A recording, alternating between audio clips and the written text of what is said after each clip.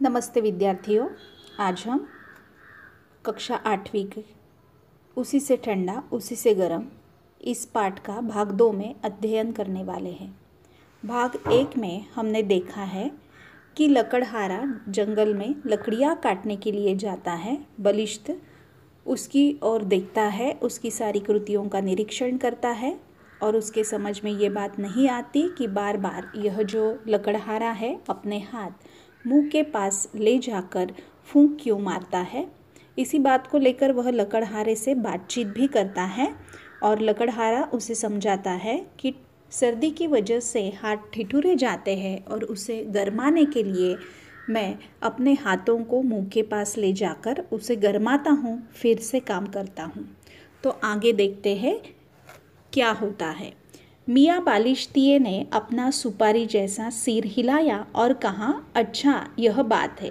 देखिए उसका सिर सुपारी जैसा है और इतना सा ही सिर है, फिर भी उसके समझ में यह सारी बात आई और यह कहकर वहाँ से खिसक गए। खिसक जाना मतलब चले जाना। मगर रहे आसपास ही, मगर कहीं दूर नहीं गए, लकड़हारे के आसपास ही रहे और कहीं से बैठे बराबर देखते रहे कि लकड़हारा और क्या क्या करता है। दोपहर का वक्त आया। लकड़हारे को खाना पकाने की फिक्र हुई। उसके पास छोटी सी हांडी थी। छोटी सी हांडी मतलब मिट्टी का जो बर्तन होता है उसे हांडी कहा जाता है।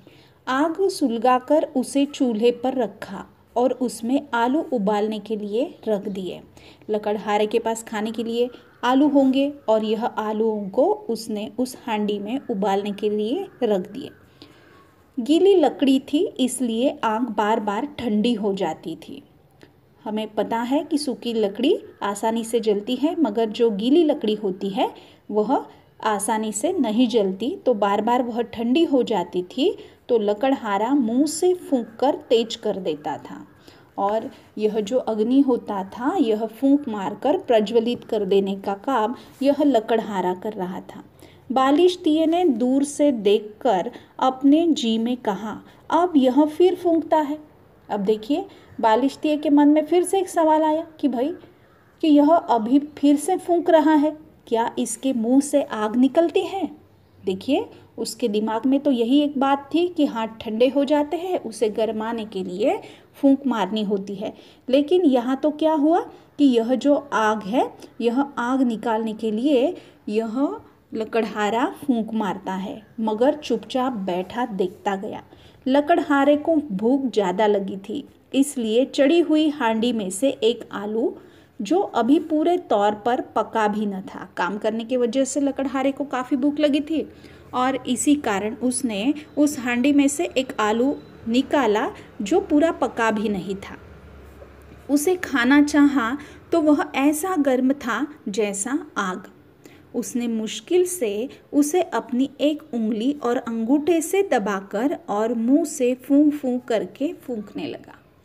इतना गर्म आलू था, खाना तो था ही, तो देखिए यह गर्म आलू को ठंडा करने के लिए यह लकड़हारा फूंक फूंक कर रहा था और अंगूठा और उंगली से दबाकर उसे तोड़ने का प्रयास भी कर रहा था। जब काफ़ी गर्म होता है तो हम उसे तोड़ नहीं सकते, लेकिन जब थोड़ा ठंडा हो जाता है तो हम उसे आसानी से तोड़ सकते हैं और ऐसे ही ठंडा करने के लिए वह मुंह से फूंक फूंक करके फूंकने लगा। बालिश्तिये ने फिर मन में कहा, यह फिर फूंकता है। देखिए 3 कृतियाँ उसने ऐसी देखी है कि पहली है जो हाथों को गरमाने के लिए फूंकता है, दूसरा ऐसा है जो चूल्हे में आग जलाने के लिए वह फूंकता है और तीसरा है कि गर्म आलू को ठंडा करने के लिए फूंकता है। अब क्या इस आलू को फूंक कर जलाएगा। अब देखिए बालिश्तिये को तो इतनी ही बात पता थी कि इसने पहले क्या किया था, गरमाने के लिए कहा था, किया था, फूंक मारी थी। दूसरा था आग जलाने के लिए। अब क्या आलू को फूंक कर फिर से जलाएगा, लेकिन आलू जला वाला कुछ नहीं। थोड़ी देर फूंक फूंक करके लकड़हारे ने उसे अपने मुंह में रख लिया और गप गप खाने लगा। गप गप मतलब बहुत भूख लगी थी और जल्दी जल्दी खाने की वजह से मुंह से जो आवाज़ आ रही थी उसे गप गप कहा है। अब तो इस बालिश्तिये की हैरानी का हाल न पूछो। अब देखिए बालिश्तिये बहुत परेशान हो गया कि भाई ये क्या बात है कि इसने तो फूंक मारी और यह जो आलू है यह उसने खा लिया।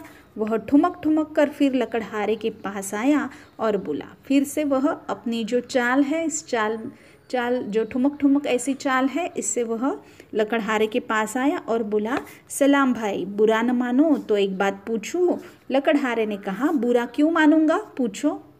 बालिश्तिये ने कहा, अब इस आलू को क्यों फूंकते थे? देखिए यह जो आलू है इसे क्यों फूंका? यह तो बहुत गर्म था, इसे और गर्माने से क्या फ़ायदा? मतलब सिर्फ गर्माने के लिए ही फूंक लगाई जाती है, यही बात उसके मन में थी। इसी को लेकर उसने लकड़हारे को यह प्रश्न पूछा।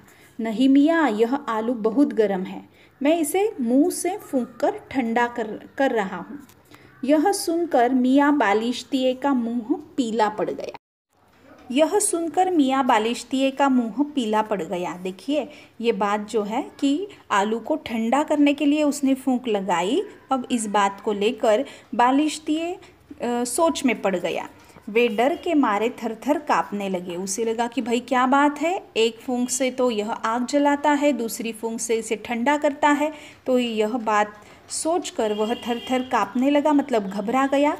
बराबर पीछे हटते जाते थे, मतलब उसे लगा कि ये शायद कोई जादूगर तो नहीं है। इसी कारण वह घबरा कर पीछे पीछे हटने लगा।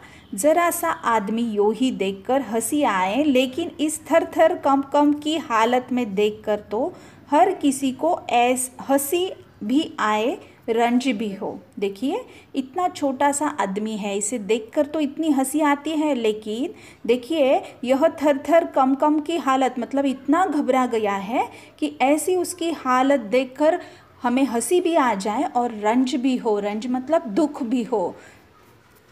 उसने आखिर पूछा, क्यों मियाँ, क्या हुआ, क्या जाड़ा बहुत लग रहा है? देखिए तब लकड़हारे ने यह सारी बात देखी तो लकड़हारे ने आखिर पूछा, क्यों मियाँ, क्या हुआ, क्या जाड़ा बहुत लग रहा है? देखिए ठंडी के दिन थे, फिर भी इतना काँप रहा था, इतना घबरा गया था।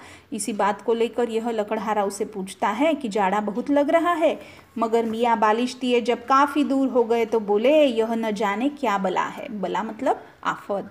मियाँ बालिश्तिये के समझ में ये बात तो आई ही नहीं, उसे तो सिर्फ फूंक लगाना, इसका मतलब है हाथों को गरमाना या आग जलाना।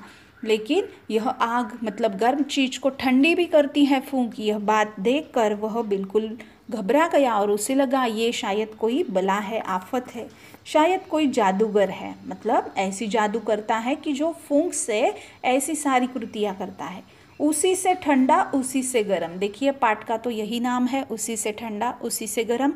तो एक फूंक से ठंडा भी करते हैं और एक फूंक से गर्मा भी लेते हैं। हमारी समझ में यह बात नहीं आती, मतलब ये जो बालिश्ते है यह बिल्कुल उसकी समझ जो है वो कम है, इसलिए वो कहते हैं कि इसके समझ में तो ये बात नहीं आती। सच तो ये है कि यही बात उन मियाँ बालिश्तियों की नन्ही सी खोपड़ी में आने की भी थी नहीं। अब देखिए खोपड़ी मतलब दिमाग, तो उनके दिमाग में ये बात आने वाली ही थी नहीं। देखिए इस पाठ के जो अब भाग 2 में हमने जो भी पाठ का अध्ययन किया है, इसके आपको कठिन शब्दों का अर्थ लिखना है। इसमें जो मुहावरे आए हैं, इन मुहावरों का भी अर्थ आपको लिखना है। अब इस पाठ के नीचे जो स्वाध्याय आपको दिया गया है, जो कृतियाँ दी गई हैं, इन कृतियों को आपको हल करना है, जिसमें भाषा बिंदु भी है, उपयोजित लेखन भी है। आपने इस पाठ से क्या समझा ये भी आपको अपनी कॉपी में लिखने हैं। इसके उपरांत मैं आपको जो स्वाध्याय देने वाली हूँ वो आपको व्हाट्सएप पर दिया जाएगा। आपको इस पाठ से कोई दिक्कत है तो आप मुझे पूछ सकते हो। आशा करती हूँ आपको यह पाठ समझ में आया होगा। धन्यवाद।